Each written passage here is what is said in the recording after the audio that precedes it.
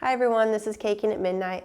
Back this week. I'm sorry, a little bit better voice this week, but we will be working on some cake pops. Roll that intro.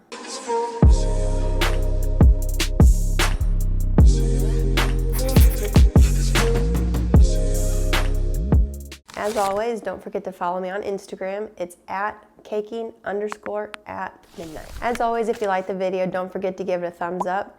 Hit that subscribe button if you'd like to see more videos like this one in the future, and also hit that bell for notification. Okay, so to get started with any type of cake pop, you're gonna wanna bake your cake. And once it's done, let it cool completely, and then the fun part begins. You'll take everything that you've put in your cake pan and crumble it. You're gonna take everything and just dice it all up. Make sure there's no chunks in that bowl. Then take a little bit of your buttercream and add it slowly. So if my batch of cake that I make makes about 50 cake pops, and I add maybe a cup of buttercream that I put in there. But it's all on texture and taste. So when you do it, just slowly add your buttercream to the mixture. I'm sorry I didn't do that for this video. We're kind of skipped a few steps, but slowly add it to your crumb mixture and just work it together. Gloves help quite a bit because then you don't have it under your fingernails and stuck in your hands and it comes right off. I don't know if you can see on here, but it's like a loose Play-Doh, I guess you would say. It'll be very warm once you've worked it in your hands and very movable. So once you have everything mixed up, and if you think it's too much, then if you do have any more cake, add a little bit there. But if once you add that buttercream a little bit slower, then you will be able to get your texture right. So just take a few nibbles, taste to make sure it's the right consistency. You don't want to have too much buttercream and then you're just going to lose the taste of your cake. So I have some strawberry cake that I've already baked and crumbled and mixed some buttercream into. My measurements are never the same, as I do it by taste and feel on each time. If you make your cake pop to where it sticks up like this and that cake ball is too big, it's going to be heavy and want to push through or fall over, and that's where a lot of people get frustrated. These I have made so they sit up. This one looks like a little pumpkin, but the same thing. If this was too heavy on here, it wouldn't stick to that stick, and then you're just going to say words that we probably shouldn't say on camera. So this is kind of the end product that we're going for tonight. So you will take your mixture of cake and buttercream and just roll them together so it sits in your hand. Once you go through here, that one is actually kind of big. That's a little bit different. This one's probably better. This one's a little bit big, but I can show you later why one is better than the other. But it all comes down to how long you have chilled these.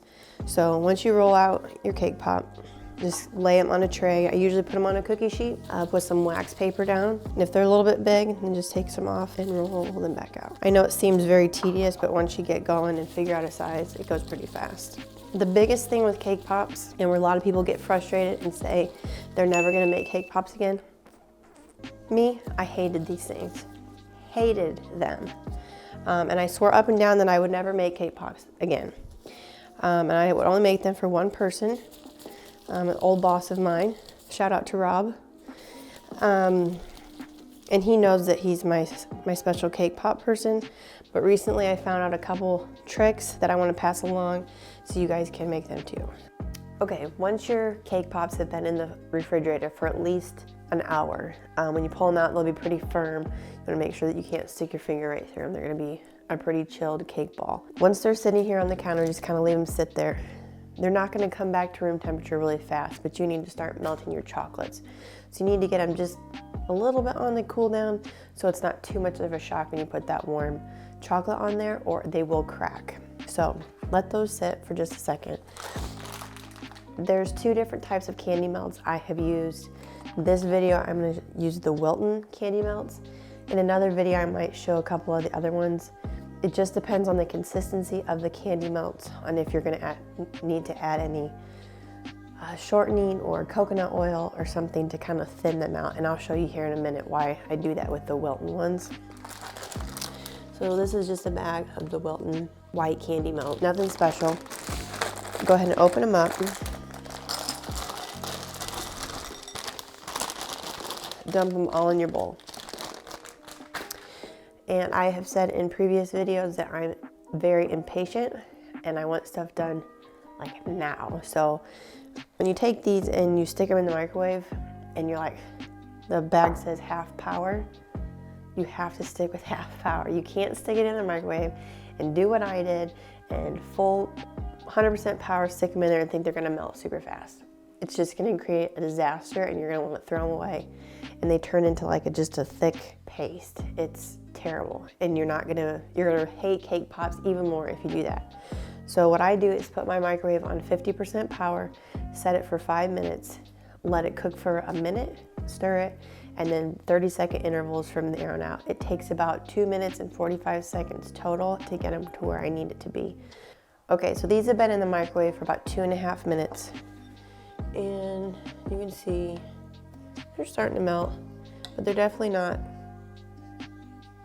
cake pop material. So it's still warm in there.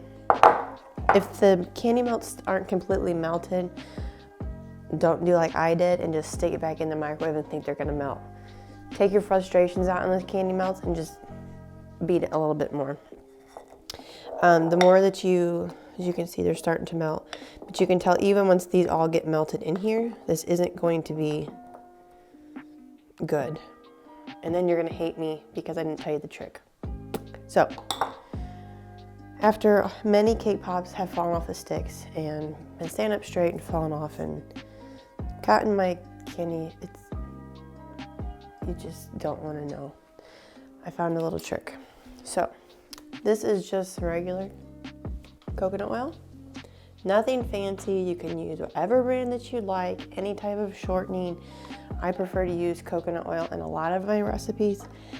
Start with a little bit, not very much, a little bit on a teaspoon or a tablespoon there. Stick it in there. Coconut oil will go to a liquid at I think about 72 degrees, so it doesn't take much to melt coconut oil. Put that in there. As you can see, we're already starting to get a better consistency. See that in there? So start to relax a little bit. It's coming together. Don't add any more coconut oil in there until you're sure it is the right consistency. So now that our candy melts are melted, they'll start to harden on the top a little bit. Just keep stirring. That's gonna be more important for the next step. So the cake pop sticks, sucker sticks I like to use are 6-inch sticks. They're 30 seconds in the width.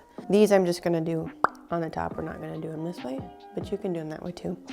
But for the sake of this video, you take your cake pop, you stick your sucker stick in there a little bit. Not too far, but kind of open up the hole a little bit. Then stick it in your candy melts and just kind of slowly work it back down in there. If you have to, stick it in there again, and then boop, you're done. All set, goes right back on the tray. And if you're gonna stick them up like this, just make sure your stick is somewhat straight. If this was like this and you're trying to get these to dry, when this is heavier with the chocolate on there, these are hard now. He's gonna pop right out the top. And then you're gonna be like this, and then you're gonna be back to hating cake pops again. So, don't stick that stick. So I'm gonna go ahead and finish this tray and then pop them back in the refrigerator at least for an hour. I have done this and then left them in there overnight. I know you're gonna think they're gonna dry out and they're gonna be terrible, and I promise you they won't. But the longer you keep them in the refrigerator, the better, especially if you're gonna make a cake pop that sticks up like this and not flat on the top to sit. It's gonna be a lot easier. So I'll get these finished and then we'll get started on the next step. Okay, so these cake pops have been in the fridge for an hour and a half. This is the same chocolate that we had before. I put it in the microwave again for 50% power, ran it for a couple minutes, stirring it. It's pretty good, but it's not exactly where I want it. So I want to add a little bit more coconut oil. I have some fall colored sprinkles that will sprinkle on the top of these. So these are ready to go, good to go. This is mixed up. Constantly keep mixing it and make sure you have a bowl deep enough to stick your cake pop in there. So what you'll do, these are chilled, and just kind of slowly go around it and coat everything. You slowly start to shake them off. You'll notice that it's still kind of cold and it's chunky. Now, depending on what look you're going for, that one that hardened a little too fast probably not going to be one of your best ones. I'll go ahead and coat another one. Looking a little bit better. It's smooth pretty much all the way around. You can let them harden. You don't have to put anything on them, but now would be the time to add your sprinkles. And there you have the cake pop. And I'm holding it. It's not coming off, it's solid. Everything is just dangling on there. Now you need to set it back. It's pretty much hardened. If I touched it, it's hard, got a little bit of shell on the top, but it's ready to go.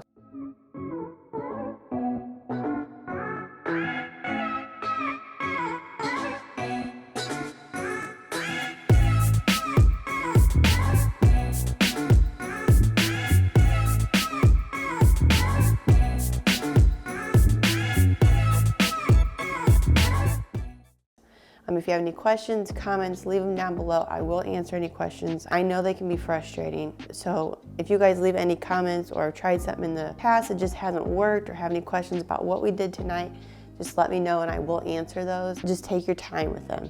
But as you can see, they can look really cute. They can look kind of funky. Or they can just be a total nailed it failure. But that's why it's important to take your time with them, and then you can get all of them to look pretty like this. Or a cute one like that. Little pumpkins. I've made monsters, all sorts of things. You can do any decorations on these, you just need to take your time. So if you've learned anything this evening, refrigerator is your friend. You need to take your time and just have fun with it. Again, if you have any questions or comments, leave them down below. I will answer those. I hope you've enjoyed the video this evening. Happy caking.